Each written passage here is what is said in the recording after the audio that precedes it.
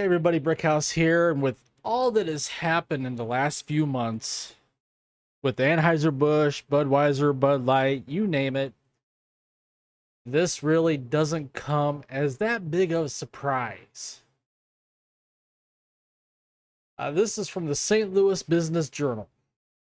Anheuser-Busch sells off 8 brands, including several craft breweries, to Cannabis Company.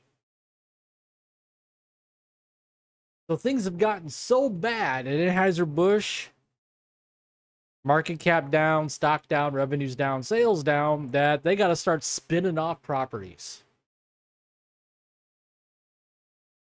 Anheuser-Busch has reached a deal to sell off 8 of its brands, including several high-profile craft breweries acquired in the past decade, to a New York company that specializes in cannabis lifestyle products and packaged goods.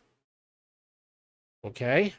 The deal between Tilray Brands Inc. and Anheuser-Busch involves AB transferring ownership of beer brands Shock Top, Colorado-based Breckenridge Brewery, New York-based Blue Point Brewing Company, Seattle-based Red Hook Brewery, 10 Barrel Brewing Company of Bend, Oregon, Portland, Oregon-based Widmer Brothers Brewing, and Square Mile Cider Company, and San Francisco-based energy drink company Highball Energy.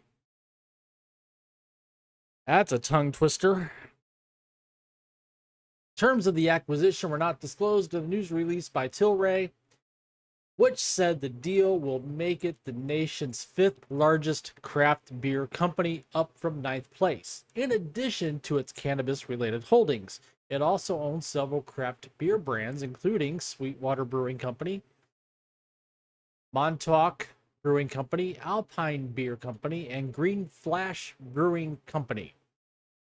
We're excited to work with the teams behind these iconic brands that command great consumer loyalty and have a history of delivering strong award-winning products with tremendous growth opportunities. That's from Tilray's CEO and chairman, Irwin D. Simon. Tilray is fully committed to invest in and champion the future of the U.S. craft beer industry by fueling new innovation that excites and further accelerates the growth of its consumer base.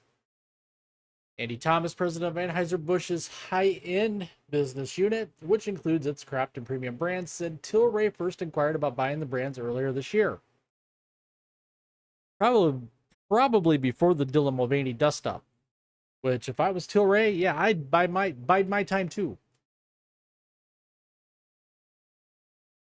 The talented people behind these brands and breweries, along with our significant investments in them over the years, have positioned them for a bright future with Tilray Brands, said Thomas, the former CEO of Craft Beer Alliance, the Portland-based holding company that once owned both Widmer and Red Hook before AB acquired a controlling stake in 2020. We are committed to working with Tilray Brands over the coming months to ensure this is a smooth transition for the people who are working every day to get these amazing beers and beverages to consumers across the U.S. As Tilray expresses optimism about the craft beer market, AB's divestitures are the latest sign that the world's largest brewer has cooled on the once hot craft sector. Shock Top, founded in Colorado in 2006, was among the St. Louis-based Anheuser-Busch's first major craft beer acquisitions. As the craft beer maker intensified in the 2010s and emerged as a threat, AB bought a share of the market by acquiring up-and-coming brands like 10 Barrel, which it bought in 2014, Breckenridge Brewing, which it bought in 2015, so on. Last week, parent company Anheuser-Busch's InBev reported second quarter net profits of $339 million, down $1.6 billion a year earlier. Ouch. Driven by significant sales declines in the U.S., where its flagship Bud Light brand has come under fire for polarizing partnership with transgender social media influencer, yes, you guessed it, Dylan Mulvaney.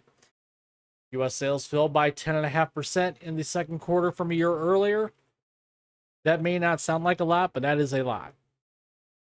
With sales to wholesalers down by 15% and sales to retailers declining by 14% for the period. primarily due to the volume decline of Bud Light. Last month, the company announced, that's written weird, a corporate restructuring in which about 2% of its U.S. workforce will be cut. Craft beer sales last year nationwide were largely flat, while the overall beer market fell by 3%, according to data from trade group the Brewers Association.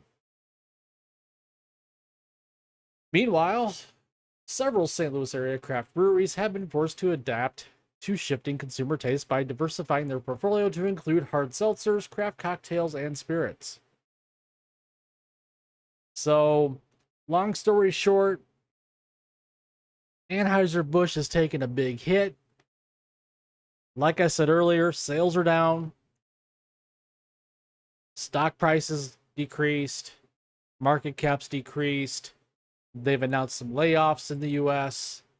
So the next thing they need to do is spin off some craft breweries to try to keep the revenues up, to keep the shareholders happy.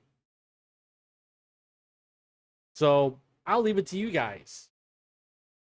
Comment down below. Tell me what you think. Do you think this is just the latest in a series of blows to Anheuser-Busch? Or do you think this is something that they should have done sooner?